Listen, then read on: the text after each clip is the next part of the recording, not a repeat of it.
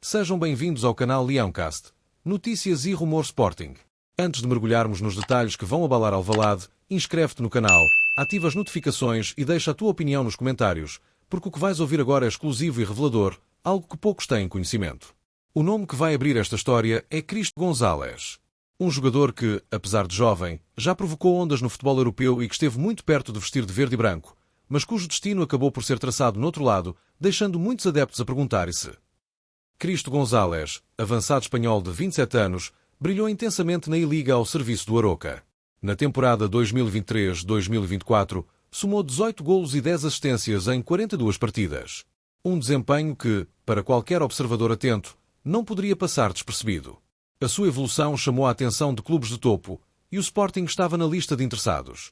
Mas a história que poucos conhecem é que a sua entrada em Alvalade dependia de uma condição silenciosa, uma peça do tabuleiro que precisava de se mover para que ele pudesse ocupar o lugar. Gonzalez revelou, recentemente, em entrevista ao jornal Marca, que esteve à espera do Sporting, mas que a contratação dependia da saída de outro jogador. Esta é uma realidade que quase nunca chega ao público. No futebol, muitas vezes, não é a qualidade do jogador que define a transferência, mas sim o timing, a estratégia interna do clube e decisões que parecem invisíveis para quem está fora. Enquanto muitos imaginavam que a sua entrada seria imediata, o mercado europeu fechou antes que o negócio se concretizasse. No entanto, as portas do Qatar estavam abertas e o Al-Sadd não perdeu tempo em garantir o seu talento. Gonzalez acabou por se transferir rapidamente, aproveitando a oportunidade que lhe garantia estabilidade financeira e uma liga competitiva. Mas para os adeptos do Sporting, ficou a sensação de o que poderia ter sido. A história é mais do que uma simples transferência. É um reflexo da complexidade do mercado e das escolhas silenciosas que moldam a estrutura do clube. O espanhol recorda com carinho o tempo passado no Aroca, um ano que descreve como único na sua carreira. Chegou a um clube sem grandes expectativas, mas foi recebido de forma calorosa e profissional. A estrutura familiar do clube permitiu-lhe desenvolver-se sem a pressão constante que se sente em clubes maiores, o que lhe deu liberdade para mostrar todo o seu talento. Este detalhe é importante para entender a sua personalidade. Um jogador que valoriza a estabilidade, a confiança e o apoio do grupo, elementos que são fundamentais num clube como o Sporting, onde a pressão é constante e as expectativas são elevadas. É interessante notar que a narrativa de Cristo Gonzalez revela algo profundo sobre a relação entre jogadores e clubes. Nem sempre a decisão é técnica, nem sempre depende apenas do talento. Há timing, encaixes financeiros, negociações internas e até momentos de sorte que definem quem entra e quem sai. Para um clube como o Sporting, que procura constantemente reforçar o plantel, estas nuances são essenciais, mas muitas vezes ignoradas pelo público em geral. Por trás de cada contratação, há um labirinto de decisões estratégicas, cálculos financeiros e expectativas de desempenho. E aqui entra outro ponto crucial, a ligação emocional entre o jogador e a hipótese de representar o Sporting. Cristo Gonzalez não escondeu a sua vontade de vestir de verde e branco, de integrar o clube que é sinónimo de paixão, ambição e história. A sua declaração, estava à espera do Sporting, mas precisavam que saísse um jogador para que o entrasse, é emblemática. Mostra não só o seu desejo genuíno, mas também como o destino de um jogador é muitas vezes condicionado por decisões que ninguém vê, mexendo silenciosamente com o coração dos adeptos e com a própria história do clube. A história de Cristo Gonzalez é também um alerta para a realidade do futebol moderno. Talento e desejo nem sempre são suficientes. As oportunidades surgem, desaparecem e reaparecem noutros contextos, muitas vezes fora do controle do jogador. No caso de Gonzalez, o Qatar abriu-lhe portas no mercado alternativo, enquanto o Sporting perdeu temporariamente a chance de integrar um jogador que poderia ter acrescentado muito à equipa. É uma situação que alimenta discussões entre adeptos, provoca análises nos bastidores e gera aquela sensação de quase que é impossível de ignorar. Para nós, no Leãocast, este é um daqueles casos que revela a complexidade de Alvalade, a teia de decisões e os bastidores invisíveis que moldam o futebol que vemos em campo. Cristo Gonzalez é apenas um exemplo de como o timing, o mercado e a estratégia interna definem destinos, criando histórias paralelas que nunca chegam aos jornais e que apenas alguns têm o privilégio de conhecer. Há um novo Sporting, entre aspas, porque embora a equipa continue a construir sobre bases já conhecidas, tudo mudou de forma estratégica. Ruben Amorim já não está à frente, mas a sua influência deixou marcas profundas. A identidade da pressão alta, a construção a partir da defesa e a busca incessante pelos half-space continuam, mas foram adaptadas à visão moderna de Rui Borges. O treinador atual não se limitou a copiar, ele reinterpretou, ajustou e moldou o plantel à sua forma de ver o jogo, criando uma equipa que é ao mesmo tempo reconhecível e surpreendente. O mercado de transferências revelou o plano de Borges. A saída de Víctor Gyökeres, apesar de dolorosa para muitos adeptos, foi uma oportunidade de ouro. Permitiu ao Sporting reestruturar o ataque, introduzindo Suárez e Ioannidis, jogadores com perfil associativo, capazes de tabelar, ocupar espaços centrais e acelerar o jogo de forma inteligente. Não é apenas uma questão de substituição, é uma mudança de paradigma ofensivo.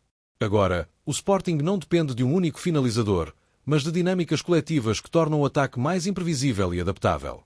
Cada jogada pode nascer de diferentes combinações, o que obriga os adversários a repensar estratégias.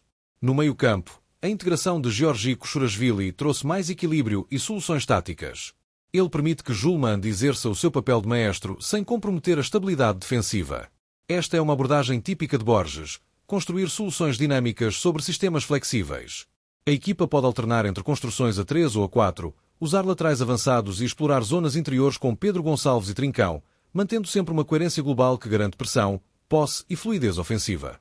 Nos corredores defensivos, a atenção a detalhes estratégicos é clara. Maxi Araújo, Ricardo Mangas e Vagianidis foram observados criteriosamente para reforçar a largura e a presença ofensiva das laterais. No corredor direito, existe uma verdadeira dupla lateralização com Vagianidis e Kenda, permitindo largura constante e alternativas de jogo, enquanto Trincão e Pedro Gonçalves procuram os half-spaces para acelerar ou distribuir o jogo. Estas nuances parecem simples, mas são fruto de análises detalhadas e longas horas de observação e treino, que garantem que cada movimento no campo tenha um propósito tático. A construção ofensiva do Sporting também se adaptou. Ao contrário do sistema rígido de Ruben Amorim, que se baseava muitas vezes na saída a 3 centrais, Rui Borges alterna entre diferentes fases de construção dependendo da situação do jogo.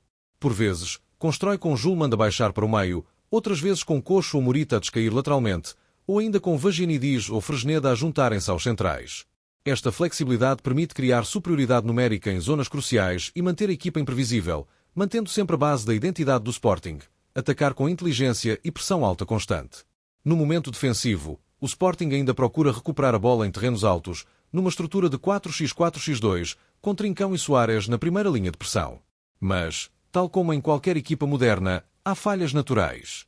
Jogadores como Pedro Gonçalves, Morita e Inácio apresentam algumas lacunas individuais em determinadas situações de pressão, criando riscos que podem ser explorados por adversários atentos. Rui Borges, consciente disso, testa soluções mistas, combinando pressão homem a homem com cobertura à zona, ajustando a equipa conforme o adversário e o contexto do jogo. É esta capacidade de adaptação que distingue o novo Sporting, um equilíbrio entre identidade consolidada e flexibilidade estratégica. Outro detalhe intrigante está nas decisões silenciosas que moldam o plantel. Enquanto todos veem golos e resultados, Borges trabalha nos bastidores, ajustando posições, testando combinações e observando cada detalhe de cada jogador. Pedro Gonçalves, Trincão, Inácio e Julmand formam o núcleo duro da equipa, mas a sua função vai além da execução em campo. Eles são pivôs táticos que permitem ao treinador manipular dinâmicas, explorar espaços e controlar ritmos de jogo.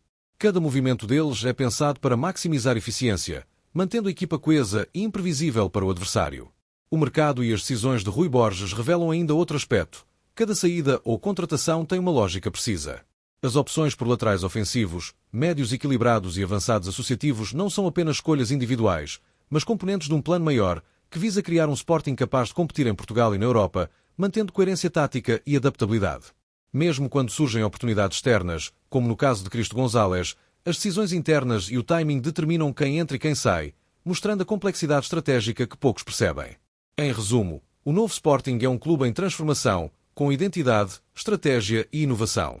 Rui Borges está a criar uma equipa que consegue manter princípios antigos, mas inovar continuamente, ajustando sistemas, explorando espaços e aproveitando talentos de forma inteligente. A pressão alta, a construção dinâmica, o aproveitamento dos half-spaces e a versatilidade ofensiva não são apenas conceitos teóricos. São aplicados com precisão em cada treino e jogo, refletindo uma visão clara de futebol moderno, competitivo e ambicioso. Inscreve-te no canal, ativa as notificações e deixa a tua opinião nos comentários. Aqui no Leãocast vais acompanhar cada detalhe, cada bastidor e cada decisão estratégica que molda o presente e o futuro do Sporting Clube de Portugal. O que parece visível na TV é apenas a ponta do que realmente acontece em Alvalade, e apenas quem acompanha de perto consegue perceber o que está a transformar a equipa num projeto sólido, inteligente e perigoso para qualquer adversário.